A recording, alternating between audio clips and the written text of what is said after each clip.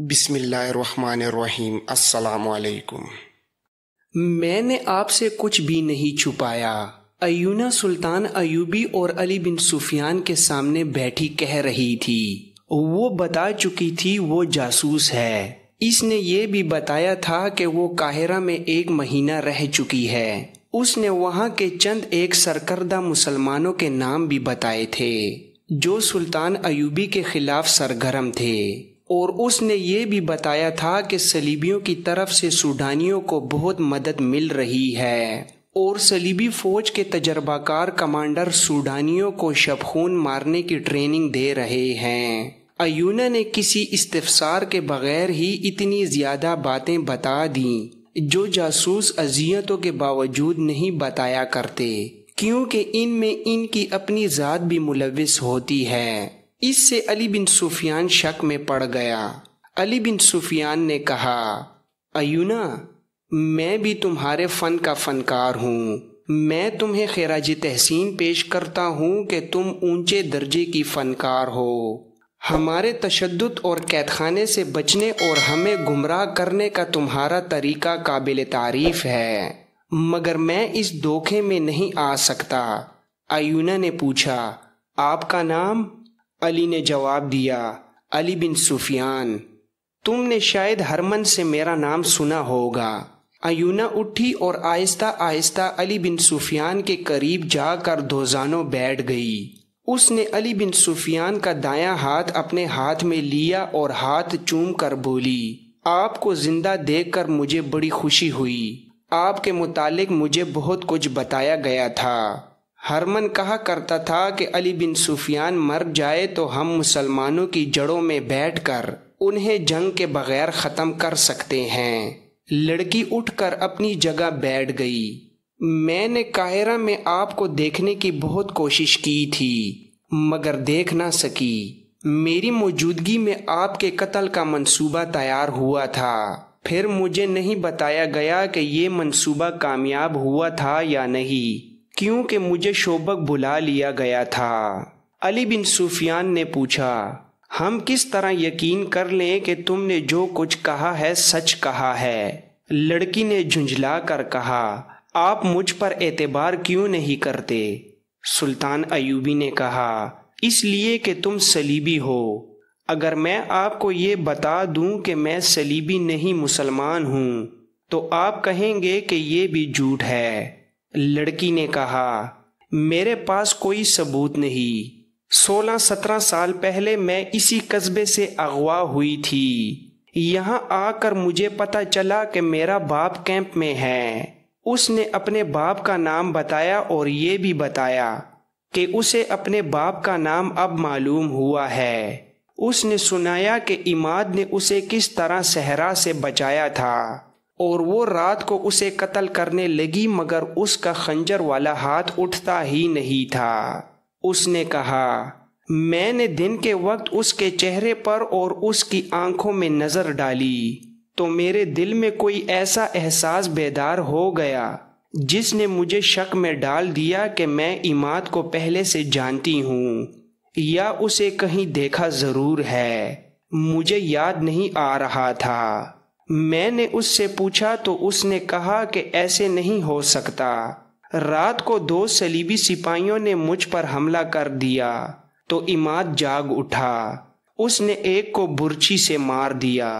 میں اس وقت تک اپنے آپ کو صلیبی سمجھتی تھی۔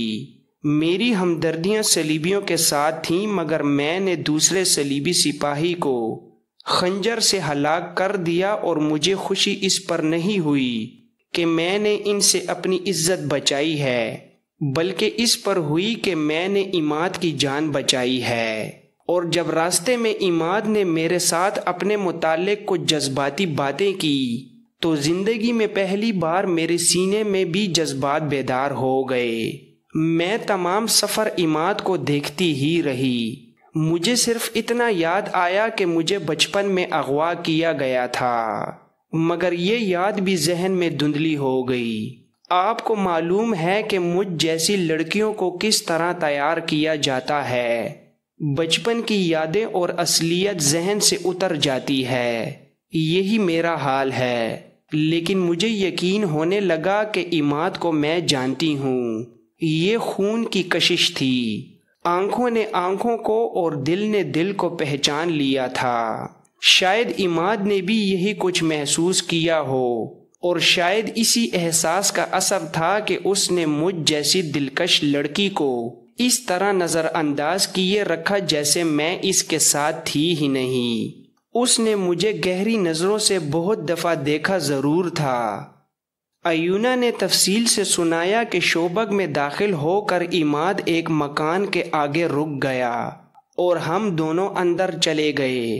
اس نے کہا، یہ گھر اندر سے دیکھ کر میری یادیں بیدار ہونے لگیں۔ مجھے ذہن پر دباؤ ڈالنے کی ضرورت محسوس نہیں ہوئی۔ ذہن اپنے آپ ہی مجھے اس گھر میں گھمانے پھرانے لگا۔ میں نے ایک کواڑ کی الٹی طرف دیکھا۔ وہاں مجھے خنجر کی نوک سے کھدی ہوئی لکیریں نظر آئیں۔ یہ میں نے بچپن میں بڑے بھائی کے خنجر سے کھودی تھی۔ میرا ذہن مجھے ایک اور کواڑ کے پیچھے لے گیا۔ وہاں بھی ایسی ہی لکیریں تھیں۔ پھر میں نے عماد کو اور زیادہ غور سے دیکھا۔ داڑھی کے باوجود اس کی 16-17 سال پرانی صورت یاد آ گئی۔ میں نے اپنے آپ کو بڑی مشکل سے قابو میں رکھا۔ میں نے عماد کو بتایا نہیں کہ میں اس کی بہن ہوں۔ وہ اتنا پاک فطرت انسان اور میں اتنی ناپاک لڑکی۔ وہ اتنا غیرت مند اور میں اتنی بے غیرت۔ اگر میں اسے بتا دیتی تو معلوم نہیں وہ کیا کر گزرتا۔ اس دوران علی بن سفیان نے کئی بار سلطان ایوبی کی طرف دیکھا۔ وہ لڑکی کو ابھی تک شک کی نگاہوں سے دیکھ رہے تھے، لیکن لڑکی کی جذباتی کیفیت، اس کے آنسو اور بعض الفاظ کے ساتھ اس کی سسکیاں دونوں پر ایسا اثر طاری کر رہی تھیں جیسے لڑکی کی باتیں سچ ہیں۔ لڑکی نے آخر انہیں اس پر قائل کر لیا کہ اس کے متعلق وہ چھان بین کریں۔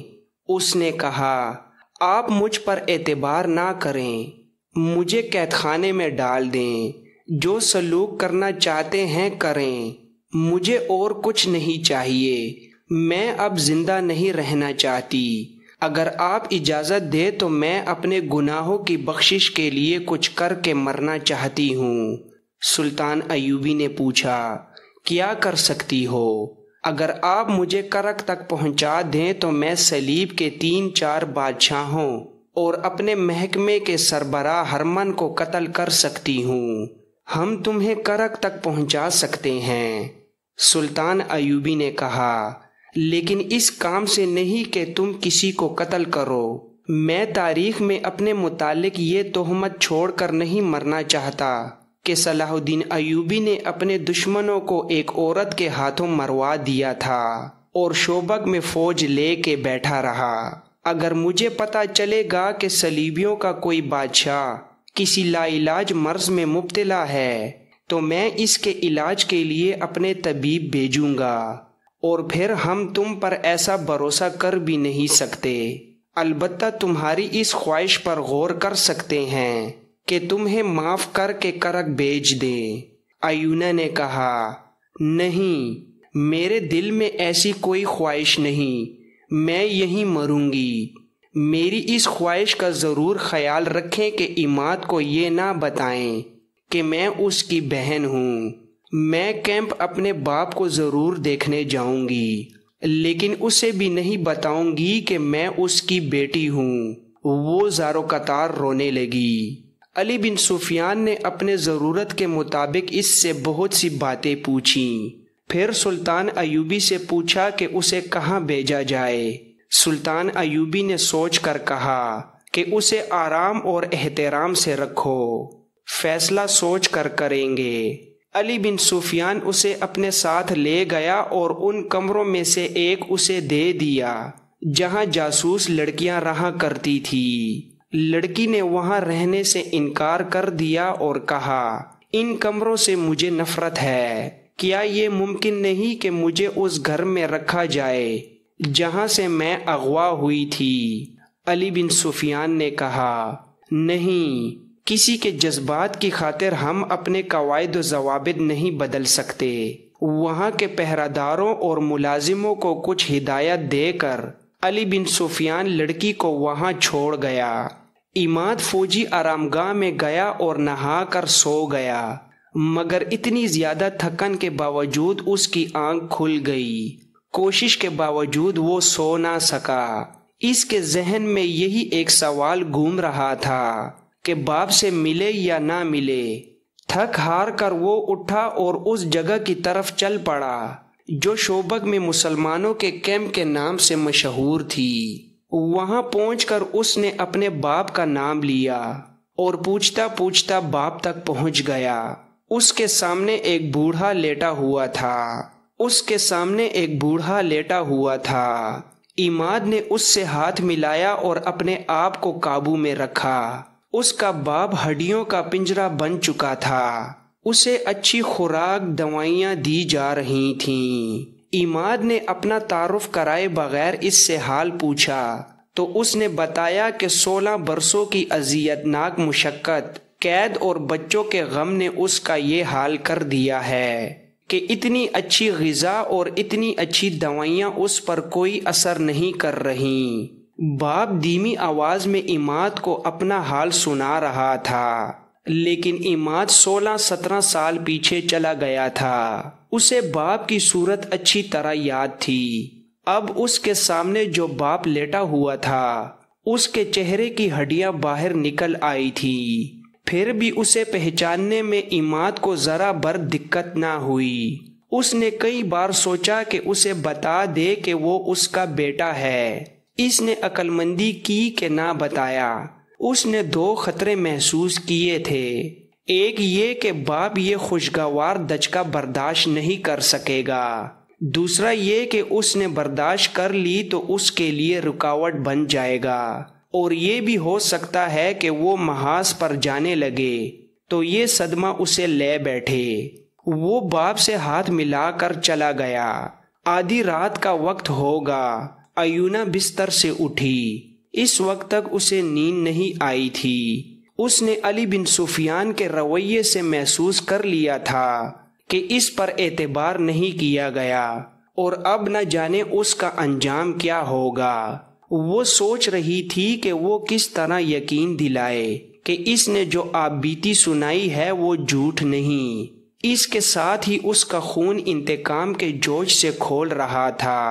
عماد کے ساتھ اپنے گھر جا کر اس کے ذہن میں بچپن کی یادیں از خود جاگ اٹھی تھی، اور خواب کی طرح اسے بہت سی باتیں یاد آ گئی تھیں۔ اسے یہ بھی یاد آ گیا کہ اسے اغوا کے بعد بے تحاشا پیار، کھلونوں اور نہایت اچھی خوراک سے یہ روپ دیا گیا تھا۔ پھر اسے وہ گناہ یاد آئے جو اس سے کرائے گئے تھے، اور وہ سراپا گناہ بن گئی تھی۔ وہ انتقام لینے کو بےتاب ہوئی جا رہی تھی۔ اس جذباتی حالت نے اسے سونے نہیں دیا تھا۔ اس ذہنی کیفیت میں باپ سے ملنے کی خواہش بھی شدت اختیار کرتی جا رہی تھی۔ وہ باہر نہیں نکل سکتی تھی۔ باہر 2 پہرے دار ہر وقت ٹہلتے رہتے تھے۔ اس کا دماغ اب سوچنے کے قابل نہیں رہا تھا۔ وہ اب جذبات کے زیر اثر تھی۔ اس نے دروازہ ذرا سا کھول کر دیکھا۔ اسے باتوں کی آوازیں سنائی دیں۔ دائیں طرف کوئی 20 گز دور اسے دونوں پہرے دار باتیں کرتے ہوئے سائی کی طرح نظر آئے۔ لڑکی دروازے میں سے سر نکالے انہیں دیکھتی رہی۔ پہرے دار وہاں سے ذرا پرے ہٹ گئے۔ لڑکی دبے پاؤں باہر نکلی اور عمارت کی اوٹ میں ہو گئی۔ آگے گھاٹی تھی۔ وہ بیٹھ گئی اور پاؤں پر سرکتی ہوئی گھاٹی اتر گئی۔ اب اسے پہرہ دار نہیں دیکھ سکتے تھے۔ اسے معلوم تھا کہ مسلمانوں کا کیمپ کہاں ہے، اور اسے یہ بھی معلوم ہو چکا تھا کہ اب یہ کیمپ قید خانے سے مہمان خانہ بن گیا ہے۔ اس لیے اسے یہ خطرہ نہیں تھا کہ وہاں سے کوئی سنتری اسے روک لے گا۔ وہ باپ کو ملنے جا رہی تھی جس کا اسے صرف نام معلوم تھا۔ وہ تیز تیز جا رہی تھی کہ اسے پیچھے کسی کے قدموں کی آہٹ سنائی دی۔ اس نے پیچھے دیکھا مگر کوئی نظر نہ آیا۔ اس آہٹ کو وہ اپنے قدموں کی آہٹ سمجھ کر چل پڑی۔ لیکن یہ کسی اور کی آہٹ تھی۔ ایک تنومند آدمی وہیں سے اس کے پیچھے چل پڑا تھا جہاں سے وہ گھاٹی اتری تھی۔ ایونا کو وہ آہٹ ایک بار پھر سنائی دی۔ وہ رکی ہی تھی کہ اس کے سر اور منہ پر کپڑا آ پڑا۔ وہ رکی ہی تھی کہ اس کے سر اور منہ پر کپڑا آن پڑا۔ پلک جھپکتے کپڑا بند گیا اور دو مضبوط بازوؤں نے اسے جکڑ کر اٹھا لیا۔ وہ تڑپی مگر تڑپنا بیکار تھا۔ رات تاریک تھی اور یہ علاقہ غیر آباد تھا۔ ذرا آگے جا کر اسے ایک کمبل میں لپیٹ کر گٹھڑی کی طرح اٹھا لیا گیا۔ وہ ایک نہیں دو آدمی تھے۔ نصف گھنٹے کے بعد اسے اتار کر کھولا گیا۔ وہ ایک کمرے میں تھی جس میں 2 دیے جل رہے تھے۔ وہاں 4 آدمی تھے۔ اس نے سب کو باری باری حیرت سے دیکھا اور کہا، تم لوگ ابھی بھی یہاں ہو؟ اور آپ گیرالڈ، آپ بھی یہی ہیں؟ گیرالڈ نے جواب دیا، ہم جا کر آئے ہیں تم سب کو یہاں سے نکالنے کے لیے۔ اچھا ہوا کہ تم مل گئی۔ یہ وہ 4 صلیبی تھے جنہیں کرک سے اس کام کے لیے بھیجا گیا تھا کہ جاسوس لڑکیاں جو مسلمانوں کے قبضے میں رہ گئی ہیں انہیں وہاں سے نکالیں اور شوبک میں اپنے جو جاسوس رہ گئے ہیں انہیں وہاں منظم کریں، اور اگر ممکن ہو تو وہاں تخریب کاری بھی کریں۔ تخریب کاری میں ایک یہ کام بھی شامل تھا کہ استبل میں داخل ہو کر جانوروں کے چارے میں زہر ملائیں، رسد کو آگ لگائیں اور فوجیوں کے لنگر خانے میں بھی زہر ملا سکے تو کوشش کریں۔ اس گروہ کا کمانڈر گیرالڈ نام کا ایک برطانوی تھا جو تباہ کار جاسوسی کا ماہر سمجھا جاتا تھا۔ ایونا اسے بہت اچھی طرح جانتی تھی۔ اسے دیکھ کر ایونا کا خون نفرت اور انتقام کے جوش سے کھول اٹھا، لیکن وہ فوراً سنبھل گئی۔ یہ موقع نفرت کے اظہار کا نہیں تھا۔ گیرالڈ تو ایسا گمان بھی نہیں کر سکتا تھا کہ ایونا بالکل بدل گئی ہے۔ اس نے ایونا سے پوچھا کہ وہ کہاں جا رہی تھی۔ ایونا نے کہا کہ اسے فرار کا موقع مل گیا تھا، اس لیے وہ فرار ہو رہی تھی۔ گیرالڈ نے اسے بتایا کہ وہ چھاپہ مار جاسوسوں کا ایک گروہ کرک کے مظلوم مسلمانوں کے بہروپ میں یہاں لایا ہے۔ ان دنوں شوبک کے حالات ایسے تھے کہ یہ گروہ آسانی سے ایک ہی گروہ کی صورت میں شہر میں آ گیا تھا۔ جنگ کی وجہ سے لوگ آ جا رہے تھے۔ ارد گرد کے دیہات کے مسلمان بھی شہر میں آ رہے تھے۔ اسی دھوکے میں یہ گروہ بھی آ گیا۔ شہر میں پہلے سے جاسوس موجود تھے۔ انہوں نے پورے گروہ کو پس پردہ کر لیا۔ گیرالڈ نے ایونا کو بتایا کہ وہ 2 راتوں سے اس مکان کو دیکھ رہا ہے جس میں لڑکیاں ہیں۔ اس جگہ سے وہ اچھی طرح واقف تھا۔ یہ انہی کی بنائی ہوئی تھی۔ رات کو وہ دیکھنے جاتا تھا کہ پہرہ داروں کی حرکات اور معمول کیا ہے۔ یہ بڑا اچھا اتفاق تھا کہ اسے ایونا مل گئی۔ ایونا نے اسے بتایا کہ لڑکیوں کو نکالنا آسان نہیں، تاہم نکالا جا سکتا ہے۔ رات کو ہی اسکیم تیار ہو گئی۔ ایونا نے گیرالڈ کو بتایا کہ لڑکیاں کھلے کمروں میں ہیں جو قید خانہ نہیں، پہرہ دار صرف 2 ہیں۔ اس قسم کی اور بھی بہت سی تفصیلات تھیں جو ایونا نے انہیں بتائیں۔ یہ بھی طے ہو گیا کہ لڑکیوں کو نکالنے کے لیے کتنے آدمی جائیں گے اور باقی آدمی کون سے مکان میں جمع ہوں گے۔ اس اسکیم کے بعد ایونا نے یہ تجویز پیش کی کہ اسے واپس چلے جانا چاہیے، کیونکہ اس کی گمشدگی سے لڑکیوں پر پہرہ سخت کر دیا جائے گا، جس سے یہ مہم ناممکن ہو جائے گی۔ گیرالڈ کو ایونا کی یہ تجویز پسند آئی اور اسے اپنے ساتھ لے جا کر اس کی رہائش گاہ کے قریب چھوڑ دیا گیا۔ ایونا کو باہر سے آتے دیکھ کر پہرہ داروں نے اس کی باز پرس کی۔ اس نے یہ کہہ کر ٹال دیا کہ وہ دور نہیں گئی تھی۔ پہرہ دار اس لیے چپ ہو گئے کہ یہ ان کی لاپرواہی تھی۔ لڑکی نکل گئی تھی۔ دوسرے دن علی بن سفیان کسی اور کام میں مصروف تھا۔ ایونا نے پہرےداروں سے کہا کہ وہ اسے علی بن سفیان کے پاس لے چلیں۔ انہوں نے یہ کہہ کر انکار کر دیا کہ یہاں اس کے بلانے پر کوئی نہیں آئے گا، بلکہ اس کی جب ضرورت ہوگی تو اسے بلایا جائے گا۔